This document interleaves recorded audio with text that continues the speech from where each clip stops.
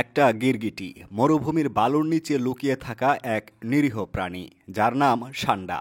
কিন্তু কিভাবে এই নিরীহ সরীসৃপ রাতারাতি হয়ে উঠল ভাইরাল আইকন?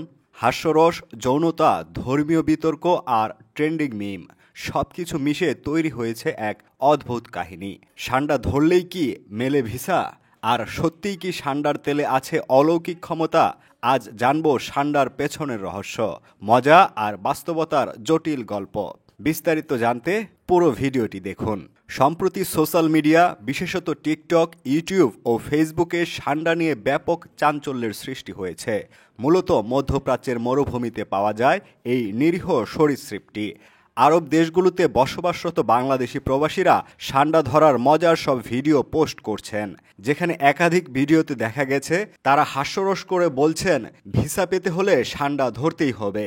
এই ভিডিওগুলো শুধুমাত্র ভাইরালই হয়নি, বরং একটি আইকন কৌতুক সংস্কৃতির জন্ম দিয়েছে। কেউ বলছেন সান্ডা ধরার ট্রেনিং চলছে, কেউ আবার সান্ডার সাথে সম্পর্ক উন্নয়নের গল্প শেয়ার করছেন মজা করে।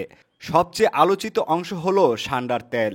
অনেক বছর ধরে নানা প্রচার রয়েছে যে সান্ডার চর্বি বা তেল পুরুষের যৌন সক্ষমতা বাড়াতে সাহায্য করে। এটি বিশেষত উপমহাদেশের লোকজ চিকিৎসা পদ্ধতিতে ব্যবহার হয়, যদিও আধুনিক চিকিৎসা বিজ্ঞান এই বিষয়ে স্পষ্ট কোনো প্রমাণ দেয়নি। বরং বিজ্ঞানীরা বলছেন এই তেলের কার্যকারিতা নিয়ে সন্দেহ থেকেই যাচ্ছে এবং অনেক ক্ষেত্রে এটি ভুয়া পণ্য হিসেবেও বিক্রি হচ্ছে। এছাড়াও ইসলামী দৃষ্টিকোণ থেকে সান্ডা খাওয়া নিয়ে মতভেদ রয়েছে।